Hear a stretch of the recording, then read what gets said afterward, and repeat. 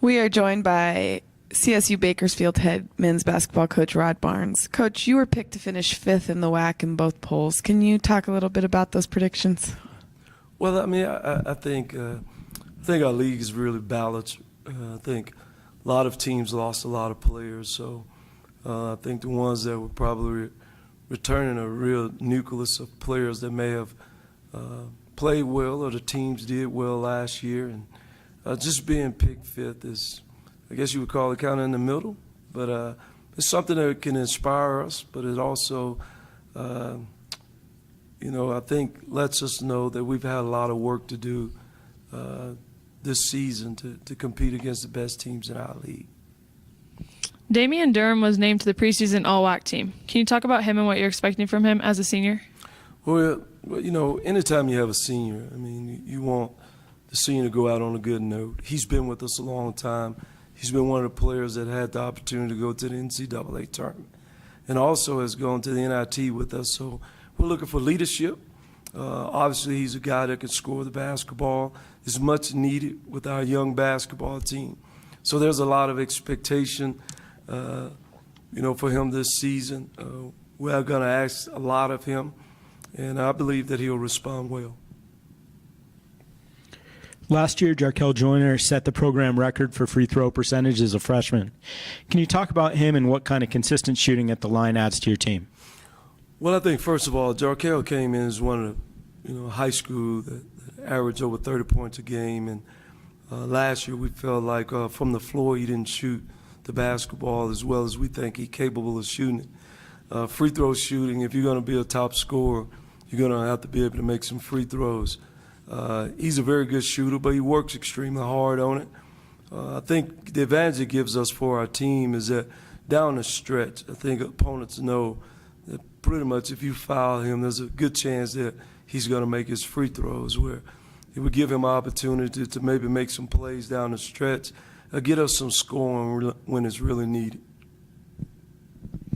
Do you have any newcomers that you expect to make a big impact this year? I do. Probably the first guy that comes to mind, a kid by the name of Darius Williams. He's a forward for us, about 6'8". He's a junior college transfer from Paris, Texas. We just think he brings some size, and that's something that we lost last season. And he's a very versatile player that can play both inside and outside. So we're expecting big things from him. This question comes from your WAC on-campus reporter, Juan Rodriguez. How does it feel seeing the program grow over the years since you've taken over? Well, it's always, it's rewarding when you see the efforts of so many people. I couldn't stand before you today or talk before you and think that just the coaches and the players, we had so many people that have been involved in growing our program, from our administration to the community to the student athletes and the coaches that have been with us before. So, but it's a rewarding feeling, and we want to continue to grow. There's other teams in our league that are really, I would say, still ahead of us, and we've had a lot of growth, but there's still some room for us to grow. You've been a defensive-minded team that typically slows things down and holds opponents way below their scoring averages. Can we expect that again this year? Well, I think so. I mean, that's just our philosophy. We think defense wins championships, and sometimes they lose games for you when you don't score it enough. But we've had enough success with it that we feel confident that, we have a team this year that we think is faster, more athletic. We think we'll be able to score the ball, hopefully better than we did last year. But our calling card is defense, and that's what we're going to do. This question comes from Twitter user Elliot Jamar. What is your team hashtag or motto, and what does it mean? Well, Team Believe is, where we started last year, and that's kind of what our program is all about. We talk to our kids about believing in themselves, believing in the coaches, believing in what we do. Just feel like if the belief part is there, and we feel like that's the beginning of all successful people, successful accomplishments. So this year, along with that, we have hashtag Rising Together, because we want all of our players on the court and off the court to take their game or academics or their personal life to another level. This is another question from Juan Rodriguez. Does the feeling you get as a competitor still feel the same when compared to what you felt as a player? Excuse me again. Does the feeling you get as a competitor still feel the same when compared to what you felt as a player? I guess it should be as a coach. It's probably you have a little bit more impact, you would think, when you're playing.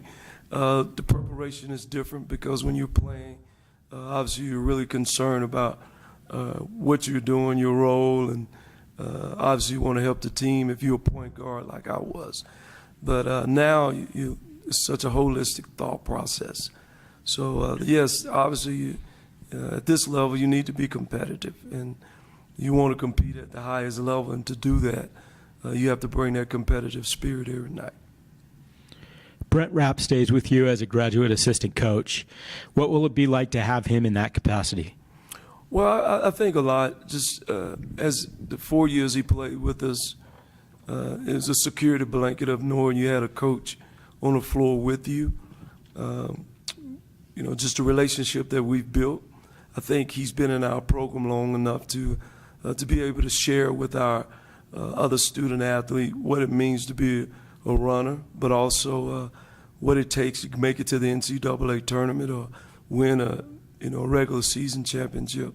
So he's going to bring a lot of value to our program, and again, for me, it's kind of a security blanket, knowing I still have him around and I can still lean on him and know that whatever he says or what he does in our program is going to be done with a lot of class, and it's going to be done with the sense of caring for other people.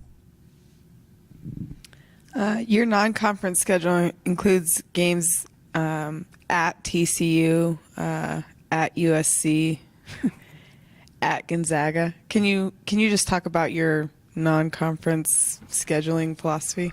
Well, the philosophy, a few years ago, I changed the philosophy. Before, we were going to play people that I felt like, that we would have a great chance of going in, or the probability of, for upset. But the level of competition was changing. I thought just for a lot of different reasons, for national attention, for our RPI rating at the time, which now that's kind of changed, but also for the exposure of our team to be in big-time games against big-time programs to see, so that we could see what big-time basketball is all about. I guess I would say I'm in charge of the scheduling. Used to, I wouldn't say that because I would put it on the assistant coach, but I do. I think TCU will be a top 25 team at the beginning of the year. I think Gonzaga, by the time we play them, they may be the #1 team in the country. And I also think USC would have the opportunity to be another top 25, top 15 team. So we have challenges ahead of us. But when you look at our conference, our teams are stepping up with their scheduling, but then also our teams are getting better.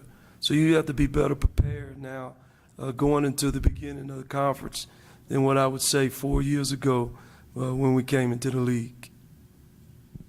Can you talk about the recent success of the WAC and the direction the league is heading? Excuse me? Can you talk about the recent success of the WAC and the direction the league is heading? Well, I think it's just been an emphasis put, men's basketball especially, and I think the coaches that have been hired, I think the administrations that are in place, I think we understand the importance of the success of all of us.